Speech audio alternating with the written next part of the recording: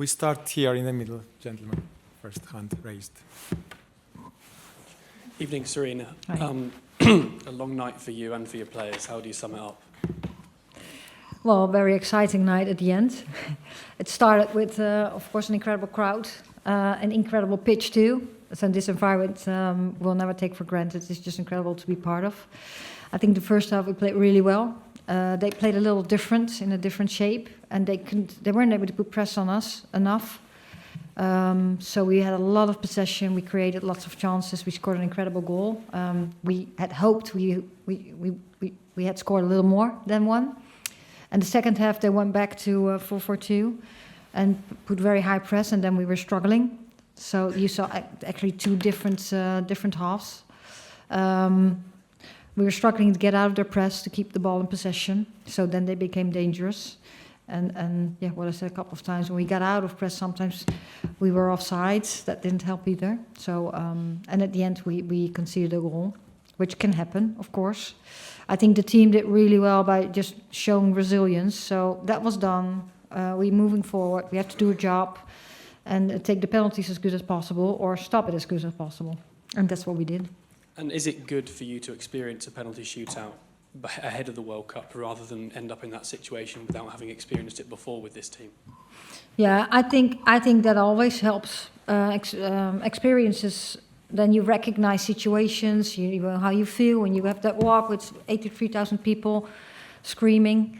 So I think that really helps, and it showed again that we can do it, and that we know what job we have to do when we go into those penalties. So yes, after all, I'm really happy with the penalties. In the moment when we tie, of course I wasn't happy. We all weren't happy, but we switched real quickly. Second row, please. Next question. Congratulations, Sarina. Thank you. You mentioned then the resilience of the team, obviously after conceding that goal to then switch back, you say, in the penalty shootout. So was that sort of another box ticked before the World Cup, another experience ticked, and another sign that your team can do it in the pressure moments? Yeah. Well, I think we have showed that before. I think last year we have had some hard moments too, and the team really showed that we can do it. So that was, as we call it, evidence-based. But we didn't have a shootout yet in an environment like this. And yeah, of course you practice it and you try to get as close as possible to a real game, like in penalty kicks. But this is, it can't get more real than this. So I think that really helps. Every experience will help you to move forward. We go next question in the corner. Here, the lady. Hi, Sarina, Julia Bellas from Gibraltares. What would you say was the main challenge for facing Brazil tonight? Thank you and congratulations on the title. Yeah, thank you. Well, first of all, congrats to Brazil too, because I think they played a very good game, especially the second half.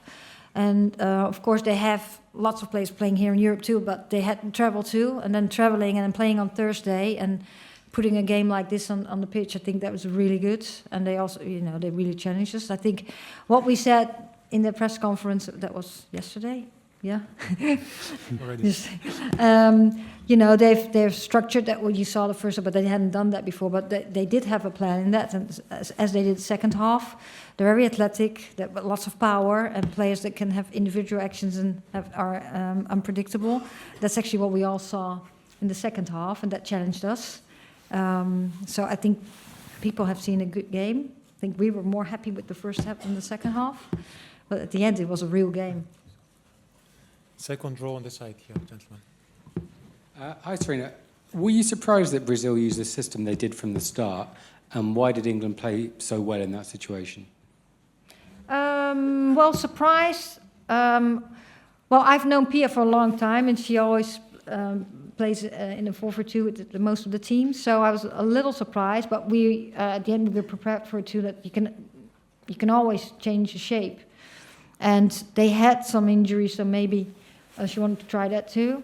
They couldn't get the press because when we kept the ball moving, we had, especially on the side, so much space that the distance the players had to run to get press on the ball was really hard. So that was that helped us that first part because we kept moving the ball.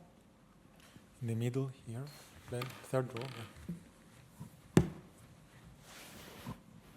Thank you. Congratulations, Sarina. I'm just wondering how helpful you think that maybe second half wake-up call might be before the World Cup to have things to learn from now rather than maybe experiencing some of those things in the second half during the tournament.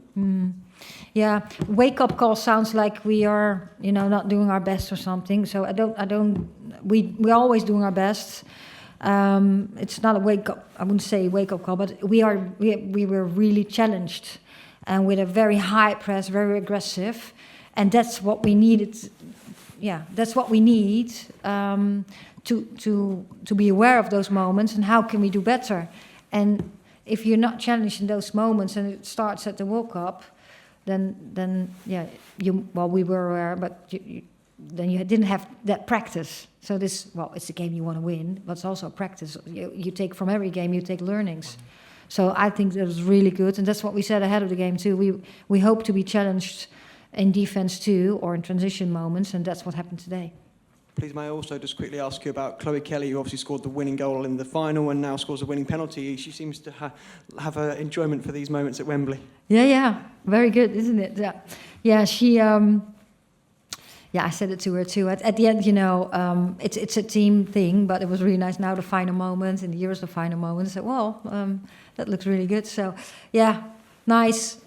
She get to that moment, of course, when we get really through to the penalty penalty shootout. But that was a nice moment for the team, and also a very nice moment for her. We'll take two more questions here in front. And then we'll finish. Hi, Sarina. First, congratulations for the title. You mentioned that you know Pia for a long time. I'd like to talk a little bit about the tactical challenges during the 92 minutes. A lot of changes like Laura James with Lauren Hemp. It's like changing position. Andressa close to Kira Walsh in the second half. How is the tactical battle during the 92 minutes? Yeah, well, that's what you could see. So they were well prepared. We were well prepared, and they want to take out some of our strengths, and we want to take out their strengths, and that was a difference between the first half and the second half. And of course, Brazil is also preparing for the World Cup, so they want to try out some things too and be challenged. So it's funny, those no, it's not funny. It's that trying to do your job as good as possible to come in your own strengths and to exploit possible weaknesses of the opponent. And that's a nice part of the job of a coach. We'll finish with where we started, Ben, here. We'll do the whole circle. Sorry, Sarina, one more question from me. You mentioned a little bit earlier about Chloe Kelly. She said after the game that she feels that Wembley is fast becoming a second home for her. Does Wembley feel like a home for you and for the players as well, for the team? Yeah, of course it feels like home for us. We have so many great memories here. So yeah, it's really enjoyable to get to play here. First of all, because of the pitch is just really good, but then it's a historical stadium too. So to play here in England, with and then a couple of very very good games. So we had of course it was Northern Ireland, but then of course Germany, USA, and now Brazil. Those are the opponents you want to play against in an environment like this. And then it's also really nice when you win a prize or you win the game. Of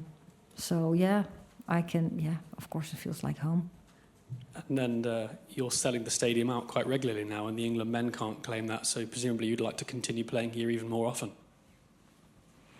I think, these are such special occasions, and then it's really nice. Like this game was sold out, I think, in 1 or 2 weeks when this game was announced, so that's really nice. But I've also enjoyed to play at some very nice. There's so many nice stadiums in England. Playing in other stadiums in other environments where other people can also watch the games, those stadiums have been really nice too. So if we can sell out all the time, please, and wherever that is, and it's really nice to play here, and it's very special to have these occasions like Germany, USA, and now Brazil. Congratulations again, and Thank good you. luck with the next one. Thank you very much. In Australia, no? Thank you.